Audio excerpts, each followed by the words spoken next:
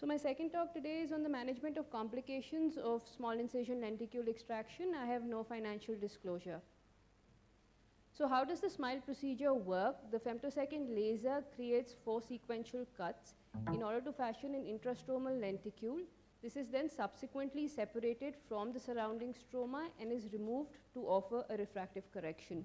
Now, though this is an exceedingly elegant procedure and the results are exceedingly safe and effective, like all keratoablative procedures, it does come with its unique set of complications. I'll be dealing with some of the salient ones in the subsequent slides. It is always important to make sure that the interface is free from debris, and in cases where debris such as cilia gets left behind, it would interfere with the subsequent femtosecond energy delivery and result in uncut areas. So an ideal prep would include a thorough wash of the cornea in order to free it from all the interface debris or secretions. But at the same time, it is imperative to make sure that the conjunctiva is kept dry so as to not have an incidence of suction loss. Now, as I had alluded to previously, excessive fluid in the conjunctiva is one of the predisposing factors of a suction loss during SMILE. The other factors would include a longer duration of the suction which is required in SMILE as compared to the femtosecond LASIK. Another important caveat to remember is that after the formation of the posterior lenticule cut, the OBL obscures the visibility of the fixation light. So it is important to caution the patient that halfway through the procedure, their green blinking light will disappear and they should be asked not to search for it. Now, in all cases of suction loss, the SMILE procedure can be repeated with minor variations in the diameters or the treatment parameters. The only exception is if the lenticule cut is more than 10% complete, wherein one has to change to a femtosecond LASIK. So this is a case of a suction loss which occurred during the posterior lenticule cut due to the sudden eye movement of the patient. As more than 10% of the cut was complete, we had to change to a femtosecond LASIK and the procedure was completed successfully. This is a case wherein the posterior lenticule cut has completed successfully. This is the stage where you counsel the patient not to search for the green blinking light anymore. This is followed by the lenticule side cut and the anterior lenticule cut. You can note this irregularly enlarging tear film meniscus, which is a sign of impending suction loss. So the patient is docked in the same sitting using the same patient interface. An ideal centration here would be of paramount importance. We then continue with the anterior lenticule cut, which is then followed by the side cut. The remaining procedure proceeds as normal, as would a normal SMILE procedure. So another important and a common complication is an incorrect dissection, wherein a posterior dissection is done first, which results in an adherence of the lenticule to the overlying stromal cap. So you can see in this case, the posterior lenticule has been dissected before, and the subsequent difficulties in now gaining access to the anterior lenticular plane. The challenge now would be to achieve the anterior dissection. This can be done either with a sharp-tipped instrument, or one can use a microforceps, as has been done in this case. Once a small area of separation has been achieved, you can proceed with the instrument to separate the lenticule from the overlying cap, and the procedure can be completed. So one of the important signs that we follow is the stop sign, which Dr. Ramamurthy had alluded to earlier. This is the resistance which is offered at the dissected and the undissected junction between both the halves. You can see this resistance to lateral movement of the sharp-tipped instrument both at the posterior and the anterior lenticular surface. This is a contrarian case wherein the posterior lenticule has been delineated in both the attempts. So you can see that this is the first attempt wherein the surgeon has gone ahead and done a posterior lenticular dissection. And again, in the second attempt, the surgeon has again gone posteriorly. So you will see that there is an absence of stop sign here, wherein there is no resistance to the lateral movement of the sharp-tipped instrument.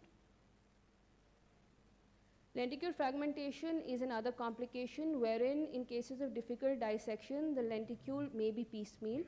In order to avoid this, one should make sure that the lenticule is separated completely from the surrounding stroma before an attempted removal. Another important thing to do is to spread out the lenticule over the surface of the stroma in order to make sure that you've removed it in entirety. Epithelial ingrowth, though rarer, can still occur in smile. The issue here, as against the femtosecond, would be that the access to the pearls of epithelial ingrowth would be a little bit harder. So this is a patient who presented with epithelial ingrowth more than 2 years following the smile procedure. The initial side cut was opened, and using the sharp-tipped instrument, we scrape off the epithelial nests. This was followed by a mitomycin C wash in the interface, which was then followed by a thorough wash with BSS. In case of recurrent epithelial ingrowths, one could consider the use of a circle software and convert the cap into a flap to get better access to these epithelial nests. Various cases. Now, we've established that the biomechanics in smile is better as compared to femtosecond LASIK, which is essentially because the anterior and the peripheral collagen fibers, which are the strongest, remain relatively intact. Nevertheless, we have reported cases of ectasia following smile. Though most of these were bilateral cases in patients who had a preoperative FFKC, we have reported the first case of a unilateral corneal ectasia following smile in a patient with a normal preoperative corneal tomography. So though smile may be biomechanically superior to LASIK, it still has a biomechanical impact on the cornea. So if you not to do LASIK in a patient, and if it's contraindicated, it would be ideal not to carry out smile in that eye either. Other rarer complications would be a sterile infiltrate. Now this is a patient who presented to us 4 days post-operatively with mild discomfort and the presence of a white ring in the cornea. He had an uneventful smile, and this was the aftermath. He did not have any history of MGD, blepharitis, no connective tissue disorders. So you can see that we saw an infiltrate which was peripheral and outside the area of the smile procedure. There was no obvious epithelial defect. The anterior chamber was quiet, and there was a clear intervening ring of cornea between the infiltrate and the limbus. Clinically, we diagnosed this as a sterile infiltrate, and the patient was treated with steroids. You can see a subsequent resolution over a period of 2 months, and he gained an unaided vision of 20/20. Other rarer and more devastating complications would be keratitis. This was a patient who presented to us on the second postoperative day with severe pain and discomfort. In the early stage, you can see that the infiltrates were well within the interface, and they were too small to get any material for culture. However, in the fulminant course, the patient progressed drastically over the next 2 to 3 days, and we gained material for scraping and culture. The microbiology revealed aspergillus. The patient had thorough interface washes with voriconazole and topical antifungals and resolved with scarring. Now, there are 3 important caveats that one needs to remember here, as against Western literature, wherein the fungal keratitis is much more delayed. In countries such as ours, even early onsets, we should have a high clinical suspicion for fungal keratitis.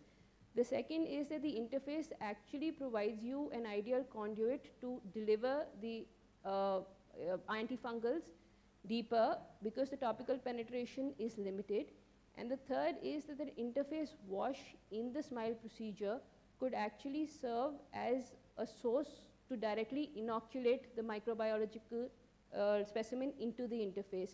So since there's no proven benefit of doing an interface wash in smile, it is probably better to avoid it. So I'd just like to conclude by saying that smile is a safe and effective procedure, and once one learns how to manage the complications well, we can produce reproducible refractive outcomes. Thank you. Thank you, Gitansha.